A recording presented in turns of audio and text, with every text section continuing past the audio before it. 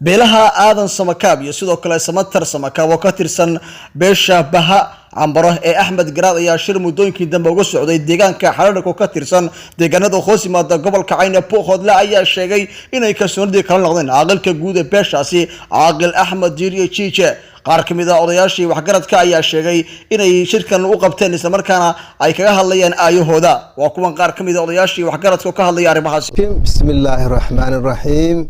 السلام عليكم ورحمة الله وبركاته. أولا شركة جرائد وكساب سيهي وباق باقاسو أي شيدين أيان لبدا بيلود آدن سمكاب يو حوية سمتر سمكاب أو كترسن بيلوين تبعن برو أحمد جراد باقاسي وحويان aanu jeedinaynaa haddii aanu nahay labada beelood ee aan kor ku soo sheegay ama aan soo xusay waxa ay maanta oo ay taariikhdu tahay 3 bishii koowaad 2021 ay ogeysiinayaan dhammaan shacabka gobolka Cayn gaar ahaan hadday tahay isimada hadday tahay cuqaasha hadday tahay waxgaradka culimo awdiinta waxa ay ogeysiinayaan haddaanu nahay labada beelood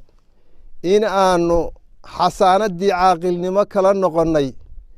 jiif caaqil Axmed Diiriye Cabdille oo ahaa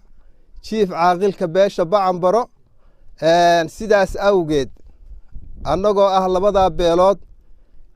آدن سمكاب iyo samatar samakaab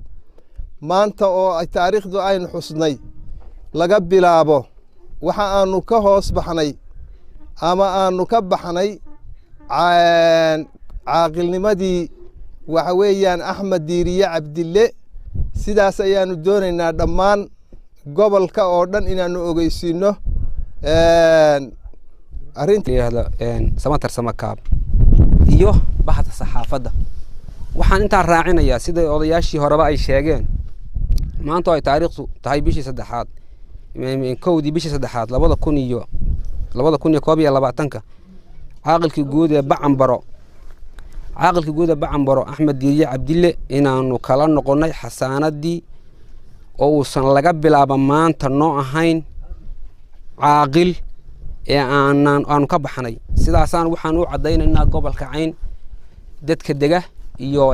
Sooliye Sanaag dirkaba waxgaradkiisa haday tahay culimada haday tahay cuqaasha haday tahay isimada waxaanu leenahay sidaa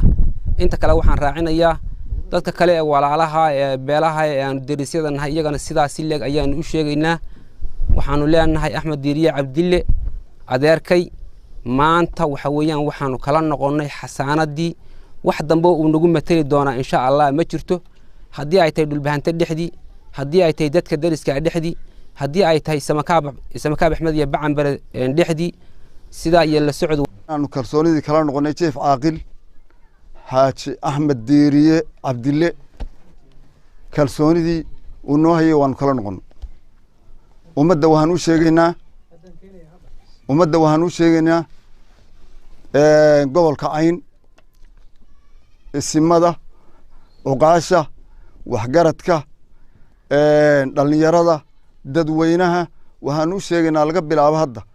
inaanu kala noqonnay kalsoonidii annagoo labada beelooda caaqil Axmed Diiriye kalsoonidii inaanu kala noqonnay laga bilaabo hadda waxaan u sheegaynaa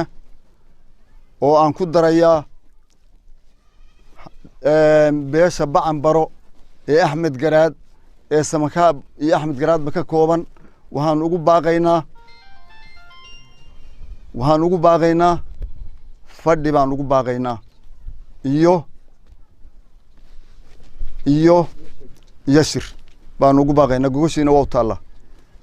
waxaanu ummaddana u sheegaynaa inaanan qabiil diidayn oo qoys diidayn oo raas diidayn tabasho awgeed. السلام عليكم ورحمة الله وبركاته. waa mahadsan yahay dhammaan shirku hadalku wuxuu ku urursan yahay intaa odayaashii iga horreeyay ay yidhaahdeen way dhammeeyeen waxna kamay tegin keliya waxaan yare faahfaahinayaa waxaa laga yaabaa Bacanbaro in ay isweydiiyaan sababta shirkan labadan beelood ay u waceen iyo sababta ay kalsoonida Axmed Diiriye Cabdille ugala noqdeen isweydiinayaan baa suurtagal ah taa waxaanu kaga faahfaahin doonaa oo aanu ku faahfaahin doonaa shirka Bacanbaro miidiyahan iminka banaanka nooga baxaya ugumaanu talagelin waxaanu ugu talagalay shir Bacanbaro oo aan muddo lahayn oo aanu gogashiisa dhignay oo aanu ku baaqayno in aanu ku faahfaahino wixii sababa ee sababay Axmed Diiriye Cabdille inaanu kalsoonida kala noqono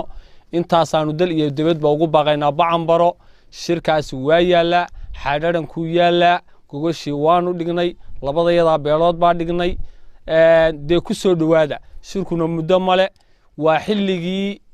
si degdeg baan waliba shirka ugu baaqaynaa insha Allah taala intaas ayaan ku darayaa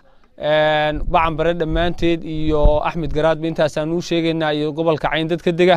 aad iyo aad baan idin salaameynaa sababtana halkaas aynu ku faahfaahsan doonaa kaga wada hadli doonaa shirka salaamu calaykum waraxmatullaahi wabarakaatu